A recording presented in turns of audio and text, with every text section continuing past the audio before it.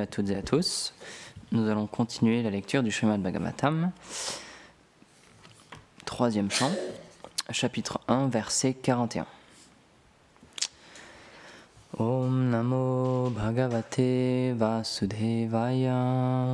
Om Namo Bhagavate Vasudevaya.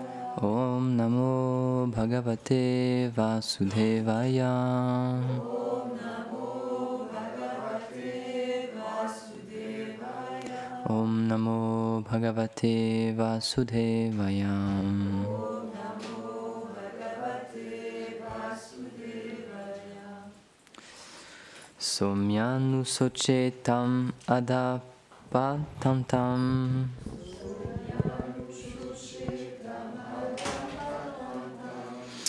Bratre Paretya Vidudruheyam Paretya Vidudruheyam Niryapito Yena Suritsvapuryam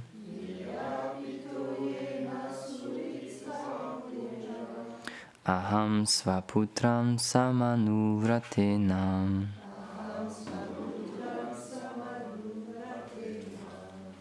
Traduction.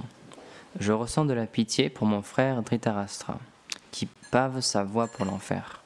Il persécute son propre frère décédé, en tourmentant ses propres fils, les Pandavas. Ayant cédé complètement à la volonté de ses fils, il m'a banni de sa capitale, moi son bienfaiteur. Commentaire. En grand dévot, Vidura ressent même de la compassion pour son frère Dhritarashtra. Mais il ne s'enquiert pas de son bien-être, parce qu'il sait que les nouvelles à son sujet ne seront pas bonnes. Aussi déplore-t-il ses agissements. Om Agyana Timirandasya Gyanam Jala Shalakaya Chakshurumilitam Yena Tasmai Shri Gurave Namaha. Jaya Shri Krishna Chaitanya Prabhu Nityananda Shri Advaita Gadadhar Shivasari Gaur Bhaktarinda. Hare Krishna Krishna Krishna Hare Hare Hare Rama Rama Rama Hare Hare. Namam Vishnu Padaya Krishna Prasthaya Bhutale Srimate Bhaktivedanta Swami Niti Namine. Namaste Sarasvati Deve Gauravani Pracharine Nirvishesha Shunyavadi Paschatya Deshatarine. Vanchakalpa Tarubhyascha Kripa Sindhubhya eva cha Patitanam Pavanebhyo Vaishnavebhyo Namo Namaha. Donc on continue avec Vidura et c'est très intéressant parce que, comme c'est dit ici, il sait très bien ce qui va se passer avec Dhritarashtra. C'est pour ça qu'il ne pose pas la question, parce que les dévots, ils ont cette faculté, ils ont cette vision-là aussi. Un jour, il y a des disciples de Srila Prabhupada, parce qu'ils voyaient bien que Srila Prabhupada c'était quelqu'un d'exceptionnel, vraiment, c'était quelqu'un qui était spirituellement très élevé. Et donc ils avaient l'impression que Srila Prabhupada il avait plein de pouvoirs mystiques. Et du coup, un jour, ils lui ont posé cette question-là. Ils sont entrés dans son appartement, alors ça devait être à New York, je sais pas où. Et on dit Srila Prabhupada. Et ils ont montré un immeuble qui avait juste en face, à travers la fenêtre. On dit combien il y a de fenêtres dans cet immeuble-là. Ils ont dit c'est sûr, il doit tout connaître, il doit tout savoir. Mais Srila Prabhupada il leur a répondu combien est-ce qu'il y a de gouttes d'eau dans un mirage. Et en fait, il expliquait chez Prabhupada que le dévot, il sait ce qu'il a besoin de savoir. Il sait ce que Krishna veut qu'il sache. Il donne la connaissance, Krishna donne la connaissance à son dévot, mais juste ce qui est nécessaire. Là, ça ne servait à rien de savoir combien il y avait de fenêtres dans l'immeuble en face. Donc, il n'avait pas cette connaissance-là. Et c'est ça, les grands dévots, en fait, ils peuvent avoir des pouvoirs mystiques, c'est vrai, ils peuvent être très très très qualifiés, mais ils utilisent ça pour le Seigneur, ils s'enorgueillissent pas. Et à l'inverse, justement chez la Prabhupada, il parlait par rapport aux yogis, parce que dans la Bhagavad Gita et dans le Srimad Bhagavatam aussi, c'est un peu plus tard dans le troisième chant on en parle, dans le chapitre 28 il me semble, il y a les différentes postures de yoga en fait qui sont expliquées, les différentes étapes du yoga, asana, pranayama, etc. Et Srila Prabhupada il explique dans les commentaires que toutes ces choses-là, en fait, c'est fait pour réaliser le Seigneur. C'est fait pour se concentrer sur Paramatma. Donc c'est l'aspect du Seigneur qui est localisé dans l'âme de chacun, qui est en chacun de nous. C'est fait pour se focaliser sur cet aspect-là du Seigneur, méditer sur lui. Et il explique que lorsqu'on médite sur le Paramatma, c'est juste un aspect partiel de Dieu, de Vasudev, mais il explique, si on obtient la réalisation du Paramatma, alors après on peut obtenir la pleine réalisation de Vasudev complètement, de Krishna complètement. Et donc il dit, ça c'est valable, c'est processus de yoga, mais juste pour réaliser le Seigneur. Et il explique, malheureusement, il y a beaucoup de yogis qui, sur ce chemin-là, parce qu'on peut développer des pouvoirs mystiques aussi à travers le yoga, c'est expliqué dans les Védas, on peut développer certaines facultés mystiques à travers le fait de faire du yoga. Et donc, Srila Prabhupada explique, malheureusement, il y a beaucoup de personnes qui se font attraper par ces pouvoirs-là et qui deviennent ralentis dans leur progrès spirituel et qui oublient en fait leur progrès spirituel. Parce qu'ils deviennent orgueilleux, ils deviennent fiers et ils utilisent ces pouvoirs mystiques, mais pour leur propre satisfaction. Mais ce n'est pas le but d'un dévot. Et donc il explique aussi ces personnes-là qui progressent vraiment sur ce chemin spirituel et qui obtiennent ces pouvoirs mystiques, mais qui n'arrivent pas jusqu'au bout de leur vie spirituelle, parce que justement, ils sont un petit peu déviés de cette voie-là, et ils oublient un peu qu'ils font ça pour le Seigneur, et ils font ça pour eux-mêmes. C'est expliqué qu'ils peuvent reprendre naissance, une seconde chance qu'elle leur est donnée, où ils prennent naissance dans une très bonne famille, en tant que brahmana par exemple, avec beaucoup de qualités, etc. Et là, ils ont une opportunité encore de finir leur progrès spirituel et d'obtenir la vraie libération, qui est de comprendre quelle est la relation qui nous unit avec Krishna, avec Dieu. Et il explique, mais malheureusement, il y en a quand même dans cette vie-là, en plus à cause de cette bonne naissance-là, qui s'enorgueillissent encore, et qui, une fois de plus, qui oublient que le but c'est de satisfaire le Seigneur, c'est de servir le Seigneur, et ils prennent toutes ces choses-là, cette naissance, ces pouvoirs mystiques, cette renommée, cet argent, juste pour eux-mêmes. Et par exemple, ce matin, on parlait de ça, dans les règles que Srila Rupa Goswami il a notées, un dévot, il ne devrait pas, parce que c'est quelque chose qui l'empêche de progresser spirituellement, il ne devrait pas faire trop d'efforts pour acquérir un bien matériel.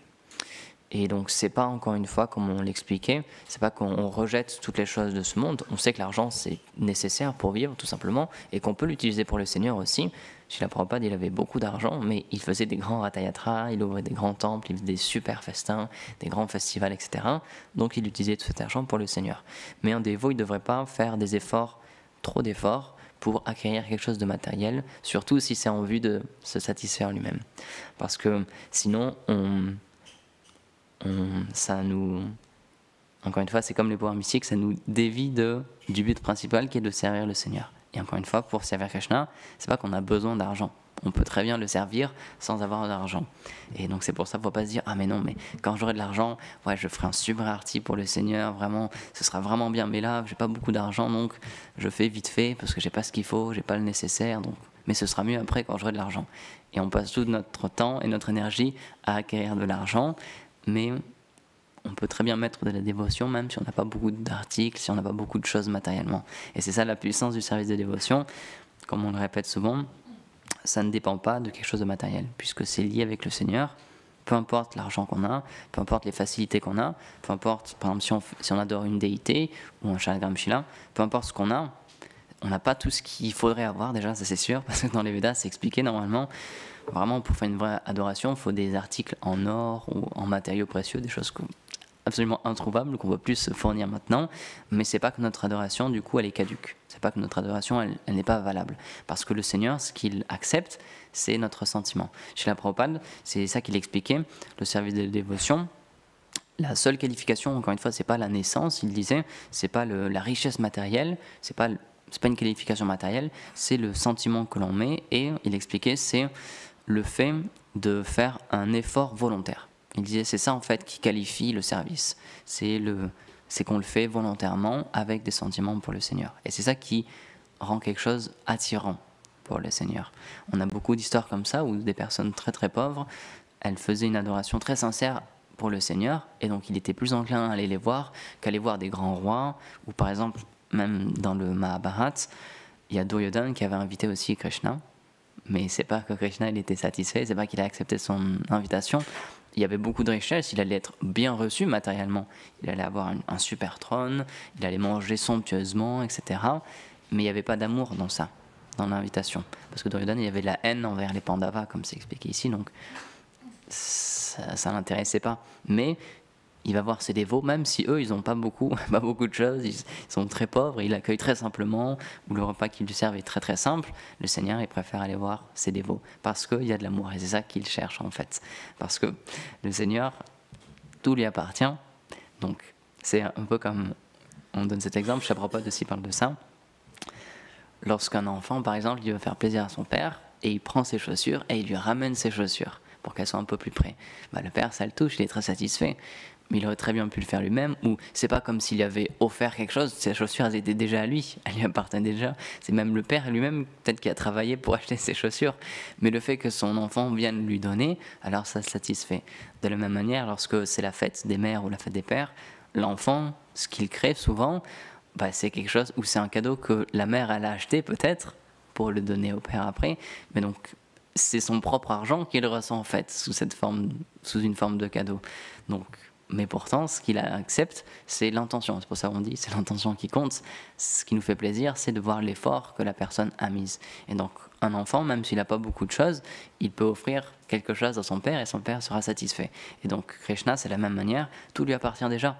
Donc, qu'on lui offre un plateau en or ou un plateau juste en inox, c'est la même chose pour lui, parce que tout lui appartient déjà. On ne peut pas lui donner quelque chose qui veut dire « Ah oui, tiens, ça, il me manquait ça, il me manquait une pierre précieuse là, ou il me manquait un petit peu d'or. » Tout lui appartient déjà. On lui redonne ce qui lui appartient. Donc, c'est pas qu'il a besoin de ces choses-là, mais ce qu'il n'a pas pour l'instant, c'est notre amour et nos sentiments. Et ça, il y a juste nous qui pouvons lui donner. Et c'est pour ça que Srila Prabhupada, il parlait de ce principe-là de le faire avec... de faire un effort volontaire, parce que si c'est forcé, encore une fois, c'est pas la même chose. Par exemple, aussi, lorsque Duryodhana il avait invité Krishna, c'était pas par amour pour Krishna qu'il l'a fait. Il y a beaucoup de fois où il y a comment il s'appelle, c'est Sachinananda Maharaj donnait cet exemple aussi, j'en avais déjà parlé. Il nous dit, regardez, imaginez, vous m'invitez, je fais un tour dans votre pays et je vais faire des conférences là où vous habitez, et il y a quelqu'un du coup de chez vous qui vient me servir. Mais il vient me servir parce qu'on lui a demandé de le faire et il n'a pas envie. Alors il va tout bien faire, hein. Il va me servir à manger, il va me donner une couverture, il va me demander si j'ai besoin de quelque chose, etc. Mais il va le faire vraiment avec un... C'est lourd pour lui, c'est dur, il va le faire en ronchonnant un petit peu. On va le sentir qu'on dérange la personne, on va le sentir qu'on n'est pas vraiment accueilli, qu'on n'est pas vraiment accepté. Et donc il a dit ça ne peut pas nous satisfaire, ça ne peut pas nous toucher. Si on voit que la personne a fait tous ces efforts-là, mais parce qu'elle est forcée de le faire, on ne se sent pas bien. Et donc avec le Seigneur, c'est la même chose. Ce qu'il accepte vraiment, ce n'est pas la quantité de services qu'on fait, c'est le sentiment qu'on met dedans. Si quelqu'un, il est physiquement, il a pas beaucoup de force, ou il est malade en ce moment, il ne peut pas faire grand-chose, c'est pas que le Seigneur il va être moins satisfait de son service. Tout ce qu'il regarde, encore une fois, c'est à combien de pourcents est-ce qu'il se donne. Dans ses capacités à lui, je ne juge pas les capacités en elles-mêmes, mais dans ses capacités, dans ce qu'il peut faire, dans ce que je sais qu'il peut faire, combien est-ce qu'il donne.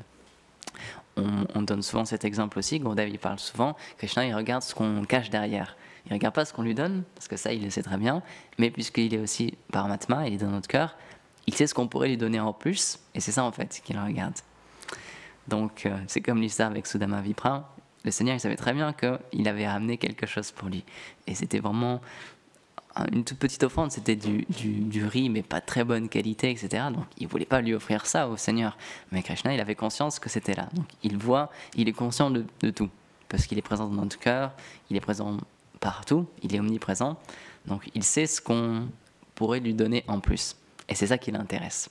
Donc c'est pour ça que dans le service de dévotion, le plus important c'est la spontanéité, c'est le sentiment avec lequel on fait les choses, et c'est pour ça qu'un maître spirituel qualifié, comme on parle avec Srila Prabhupada, il inspire son dévot, donc un maître spirituel qualifié, il est connecté à Krishna réellement, et Krishna il peut lui faire sentir ce qu'un disciple a besoin. Pour qu'il se sente bien, il va lui donner un service dans lequel il pourra s'exprimer pleinement et s'épanouir. Parce que si on lui donne un service qui est très utile, mais qui pour lui est extrêmement difficile de faire, il va pas pouvoir mettre tous ses sentiments dans ce service-là. Ça va être super dur, parce qu'à chaque fois qu'il va devoir faire ce service, ça va aller contre sa nature, et du coup, il pourra pas s'épanouir pleinement et faire ce service avec amour pour le Seigneur, ou penser au Seigneur.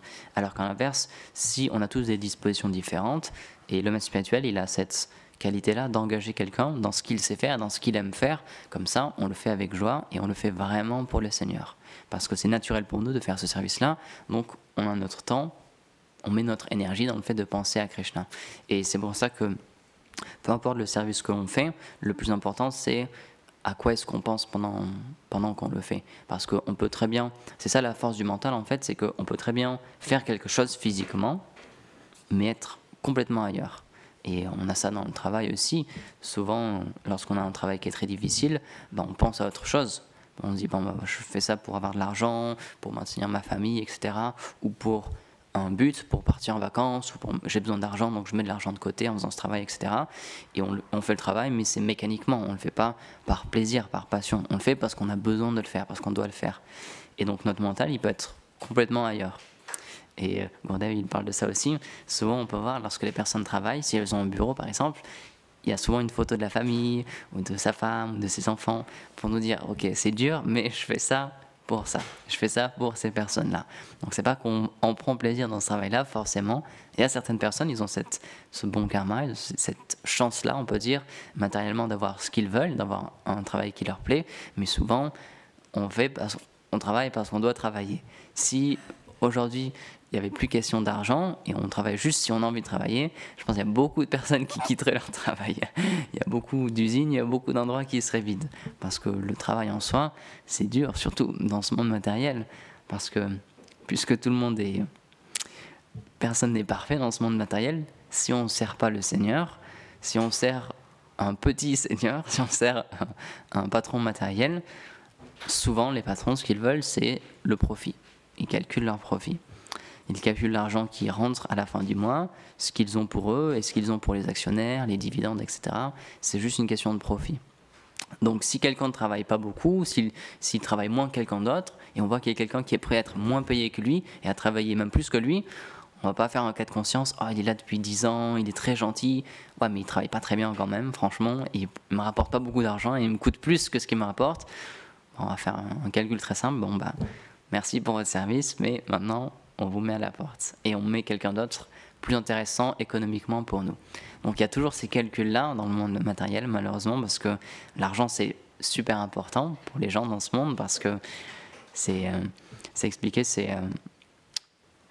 comme on en revient au point de tout à l'heure, l'argent, malheureusement, c'est quelque chose qui nous fait croire qu'on a une puissance, c'est quelque chose qui nous fait croire qu'on peut profiter dans ce monde, parce que en plus, là en ce moment, on est dans un système capitaliste, donc on peut acheter beaucoup de choses. Et on nous fait croire qu'en achetant, on va être heureux. On fait croire qu'en achetant un nouveau téléphone, ou une nouvelle voiture, ou une nouvelle maison, ou un nouveau parfum de glace, on nous fait croire que c'est comme ça qu'on va avoir le bonheur.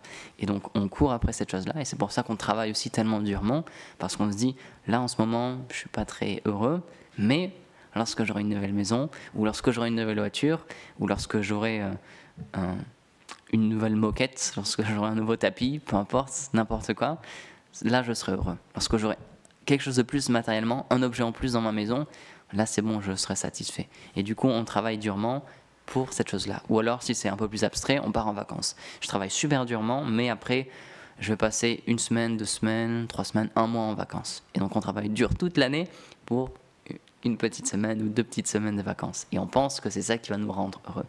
Et donc c'est pour ça que c'est ça l'illusion matérielle, et c'est pour ça que Chaitanya Mahaprabhu, dans les versets qu'on chante aussi tous les jours, il explique, je ne désire pas acquérir la fortune, les disciples, une belle femme ou un bel homme, tout ce que je veux c'est être engagé dans ton service dévotionnel.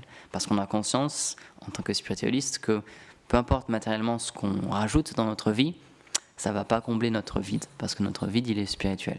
Et on peut le combler juste avec quelque chose de spirituel. Parce que c'est l'âme qui a soif de satisfaction, et on essaie de la satisfaire matériellement, mais c'est incompatible. on pense que c'est compatible, comme on l'avait expliqué la dernière fois, parce qu'on est dans un corps matériel, et donc on a nos sens qui nous font sentir des désirs, des besoins, mais lorsqu'on les satisfait, on voit que on n'est pas plus heureux qu'avant. Peut-être que sur le moment, c'est très très bien, lorsqu'on mange notre super glace au chocolat, on est super content, mais une fois qu'elle est partie, une fois qu'on s'est lavé la bouche, le goût il est plus là, hein, c'est fini. Hein. Donc on dit la semaine prochaine j'en rachèterai une autre du coup. Et on fait ça encore et encore. Et c'est pour ça, comme Gourdev l'explique, on saute d'objet en objet, on essaie toujours d'avoir une nouvelle chose, de racheter quelque chose pour être un peu plus heureux qu'on l'est en ce moment. Mais les dévots et les spiritualistes en général, ils ont conscience que notre manque, il est spirituel. Donc pourquoi on est insatisfait? C'est parce que spirituellement, il nous manque quelque chose. Et ce qui nous manque, ce que nous expliquent les Védas, le Srimad Bhagavatam, mais le Seigneur, lorsqu'il vient personnellement, ou lorsqu'il inspire ses dévots à parler pour lui, c'est ce qui nous manque, c'est cette relation avec lui. Connaître qui est le Seigneur. Et c'est pour ça que Srila Prabhupada, il explique bien, tous ces processus de yoga, ils sont valables, mais dans le but d'obtenir la réalisation du Seigneur. Et par exemple aussi, lorsque Dhruva Maharaj, il a fait des grandes austérités pour obtenir un grand royaume, un énorme royaume, lorsqu'il a vu le Seigneur, tous ses désirs sont partis en fait. Et donc le Seigneur lui dit, tu m'as appelé, qu'est-ce que tu veux? Il a dit, non, en fait c'est bon, ça va, je suis satisfait maintenant. Je voulais un grand royaume, mais plus maintenant. Donc, alors qu'il avait vraiment un désir extrêmement fort, il était très jeune, mais il était sûr ce qu'il voulait. C'était un royaume énorme, mais c'était un désir en fait juste par... comment on peut dire ça? C'était pour montrer qu'il était supérieur en fait. Parce qu'il avait été très blessé par sa belle-mère, par une des femmes de son père, du roi. Et donc il voulait dire, non, maintenant moi j'aurai un royaume encore plus grand, je serai supérieur à eux. Et lorsqu'il a vu le Seigneur, il s'est rendu compte qu'en fait c'était futile, tous ces désirs matériels. Et donc il a dit, non, en fait, je veux juste... tu es le protecteur de tes dévots. Et il dit, moi je suis juste un dévot comme un peu égaré, je suis vraiment pas qualifié, donc ma grande fortune, c'est juste d'être sous ta protection, c'est ça ma grande fortune. Et donc c'est pour ça que Chaitanya Mahaprabhu, il explique que le vrai but de l'humanité, le but de la vie, en fait, c'est d'obtenir les faveurs du Seigneur, parce que le Seigneur, c'est la source c'est la source du bonheur et c'est la source de la bonne fortune aussi. Donc lorsqu'on a les bénédictions du Seigneur, on a toute la bonne fortune, c'est expliqué, matériellement on peut rien avoir de supérieur à ça, au fait d'obtenir la miséricorde du Seigneur. Et c'est pour ça qu'un dévot, ce qu'il cherche vraiment, c'est ça. C'est pas obtenir beaucoup de richesses ou obtenir une grande renommée et que tout le monde pense à lui comme c'est un grand érudit ou c'est quelqu'un de très respectable, etc. Ça l'intéresse pas. Ce qui l'intéresse juste, c'est que le Seigneur, il lui donne ses bénédictions, sa miséricorde. Et c'est pour ça que Chaitanya Mahaprabhu, il a vraiment accentuer ce point-là. Prabhupada, il explique qu'en fait, dans les Védas, il y a certains buts qui sont donnés, et souvent, ces buts-là, c'est lié quand même à la satisfaction matérielle, ou alors, par exemple, à l'atteinte des planètes déniques, ou même de la libération. Parce qu'il dit que lorsque quelqu'un, comme on l'expliquait, il essaie de se satisfaire matériellement, et qu'il voit que tout a un début, une fin, donc tout ce qu'il peut acquérir, ça va lui donner une satisfaction, mais au bout d'un moment, ça va disparaître. L'étape supérieure, l'étape d'après, c'est de se dire, ok, moi ce que je veux maintenant, c'est la libération. Donc ça, c'est déjà supérieur. C'est quelqu'un qui a conscience que matériellement, il ne sera jamais pleinement satisfait. Il ne sera jamais 100% dans la paix, 100% dans la quiétude, dans la félicité, c'est pas possible. Donc il se dit, ok, moi ce qui a l'air d'être supérieur, c'est la libération impersonnelle. Et donc là, on se fonde dans ce qu'on appelle le Brahman. Et oui, il y a une paix, c'est vrai. Parce qu'on n'est plus en lien avec toutes les choses de ce monde. Mais il y a quelque chose qui est encore au-delà de ça, c'est de retrouver notre nature éternelle. Soudam, il parle souvent de ce point-là, que la nature de l'âme, c'est d'être une serviteur et un servant éternel du Seigneur. Et donc tant qu'on n'est pas revenu dans cette position-là, c'est comme si on n'est pas encore à la maison. Il nous manque quand même quelque chose. Donc même dans le Brahman, c'est vrai, il y a une certaine félicité, il y a une quiétude, c'est la paix, c'est ce qu'on appelle Shanta. Mais l'âme, elle a besoin d'une relation, elle a besoin d'agir, elle a besoin d'échanger, elle a besoin d'aimer et d'être aimée. Donc elle n'est pas satisfaite dans cette situation parce que c'est juste la neutralité totale. Donc il n'y a pas d'interaction, il n'y a pas de relation. Et donc au bout d'un moment, l'âme, elle revient dans ce monde pour continuer cette recherche-là. Et donc tous les différentes spiritualité que le Seigneur il donne, toutes les différentes religions qu'il inspire, c'est, alors soit, comme on l'explique au début, ça peut être quelque chose de plus matériel, où le Seigneur existe, mais c'est dans le but de me satisfaire quand même. On fait comme un deal avec le Seigneur, on dit je t'adore, je t'offre des prières, etc. Mais c'est pour que tu fasses du bien dans ma vie, c'est pour que tu me donnes de la santé, de la richesse, une bonne famille, etc. L'étape d'après, c'est de se dire, ok, je vois bien que tout ça c'est temporaire, à n'importe quel moment ça peut disparaître, donc ce que je veux c'est la libération impersonnelle. Je vois que ce monde il est plein de souffrance, donc je veux quitter ce monde. Mais, comme Gourdev l'explique, ça c'est encore un désir de satisfaction. Parce que puisqu'on ne peut pas trouver la satisfaction matériellement, on se dit, dans la libération, là je serai satisfait. Mais c'est encore un désir pour soi, c'est un désir pour être heureux pour nous. Mais l'étape d'après, c'est comme un dévot, et comme Sri Chaitanya Mahaprabhu il dit, peu importe ce que tu fais, peu importe ce que tu veux de moi, mon seul désir c'est juste de te servir. Et si ça te satisfait d'aller voir quelqu'un d'autre, de me piétiner sous la plante de tes pieds, peu importe. Moi, tout ce que je veux, c'est te servir. Et un dévot qui pense comme ça, le Seigneur, il est complètement abandonné à lui parce qu'il dit, je suis plus cher que sa propre vie pour lui. Et puisque le Seigneur est réciproque, alors ça devient la même chose pour lui. Krishna, il dit, cette personne-là, elle m'est plus chère que ma propre vie. Parce qu'il s'est donné à moi complètement, alors je ne peux pas faire autre chose que moi aussi me donner complètement à cette personne. Et c'est pour ça que, comme on en revient à ce qu'on disait, c'est super important le sentiment que l'on met dans notre service, parce que le Seigneur est réciproque. Si on donne 10% de notre amour, alors lui, il va donner aussi 10%, un petit pourcentage. Et si on se donne à 100% entièrement, alors le Seigneur, il ne peut pas faire autrement que se donner entièrement. C'est obligé. Et donc, c'est pour ça, ça prend du temps, évidemment, de cultiver ce désir-là, parce que en ce moment, c'est pour ça qu'on a ce qu'on appelle le service régulier de dévotion. Au début, on nous demande de suivre des règles, on nous demande de faire l'adoration de telle ou telle manière, de suivre telle ou telle règle, parce qu'on a les dévots, ils ont conscience qu'au début, c'est pas spontané notre service. Parfois, on a envie de servir le Seigneur, parfois on a plein de sentiments, parfois on est très heureux de lui faire plaisir, de lui offrir un service, mais parfois c'est plus difficile. Et donc, quand c'est plus difficile, c'est là qu'il y a les règles qui sont là pour nous pousser à continuer, pour qu'on puisse quand même continuer. Même si on n'a pas envie, on continue quand même.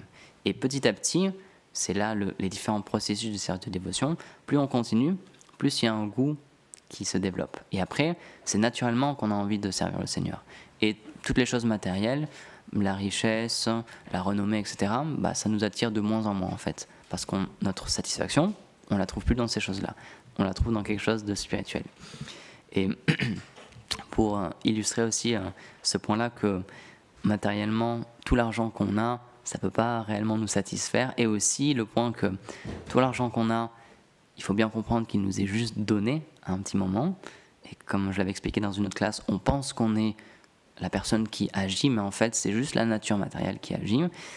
Chez la Bhaktisiddhanta Prabhupada, il donne une petite histoire dans son livre que j'avais cité l'autre jour, Upadesha Upakane.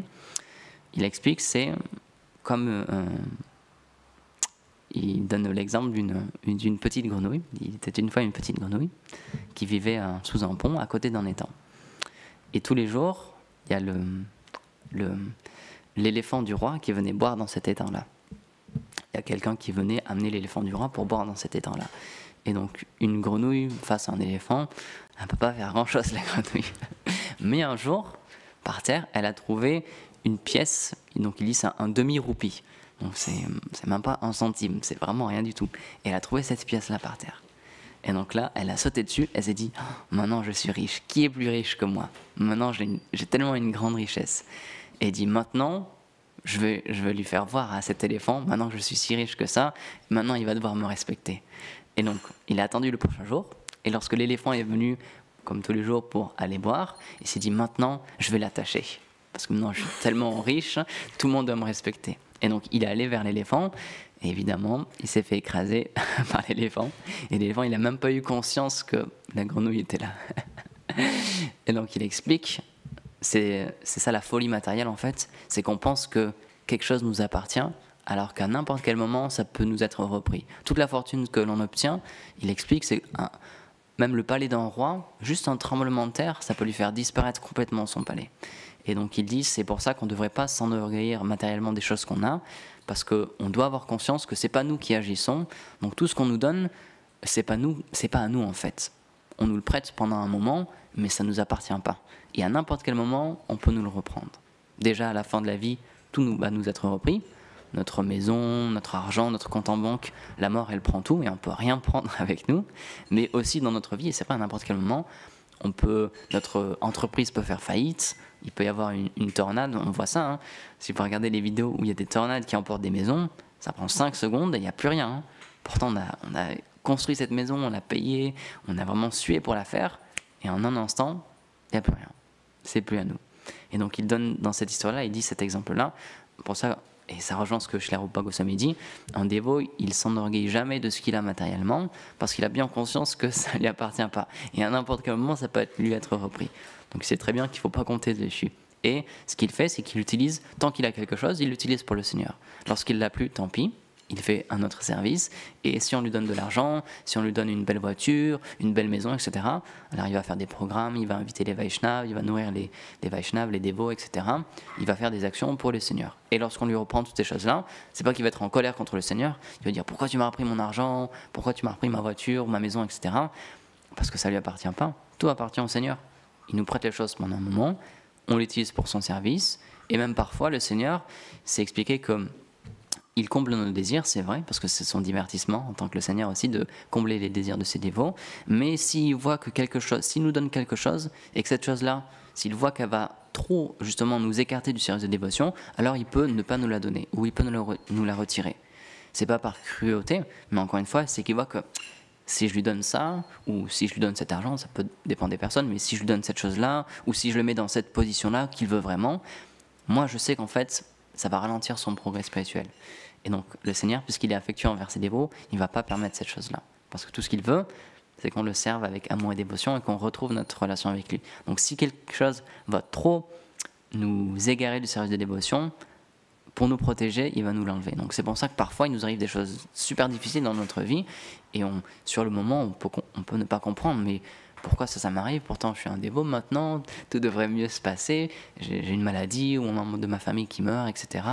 Ou je perds tout mon argent, mon travail, etc. Ou ma réputation aussi, ça arrive. Et on peut se dire sur le moment, mais pourquoi? Mais avec le temps, on va voir qu'en fait, c'était un plan du Seigneur pour nous aider, pour qu'on puisse davantage se concentrer sur lui. Parce que sinon, matériellement, c'est ça la difficulté de vivre dans ce monde, c'est qu'à n'importe quel moment, on peut changer de situation. On peut être très bien situé et du jour au lendemain, on peut complètement changer de situation et se dire bon, maintenant en fait le service de dévotion ça m'intéresse moins, ou comme l'expliquait aussi Nitai, on peut blasphémer les Vaishnavas, on peut insulter des Vaishnavas, offenser des Vaishnavas, et tout d'un coup on voit que notre conscience elle redescend et on voit qu'on est moins attiré par le chant du Saint-Nom, on est moins attiré par l'association avec les dévots, par le service, etc. Donc à n'importe quel moment, n'importe quelle chose dans ce monde ça peut nous faire changer. Donc c'est pour ça que le Seigneur, pour nous protéger, parfois il enlève certaines choses de notre vie parce qu'il voit que sinon ça va trop nous perturber et ça va ralentir notre chemin, notre retour vers lui. Et c'est l'inverse de ce qu'il veut vraiment, parce que tout ce qu'il veut c'est qu'on le retrouve. Donc il est toujours attentionné en tant que Paramatma, il est toujours là, et s'il voit quelque chose est trop dangereux, parfois il enlève de la vie de ses dévots. Mais encore une fois, c'est juste par amour qu'il fait ça.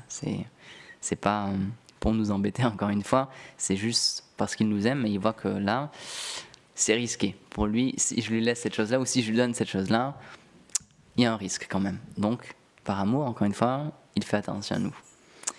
Donc voilà, il est là, on va terminer ici. Grantara Srimad Bhagavatam ki jai, Srila Prabhupada ki jai, Gaur Premanande Hari Bol.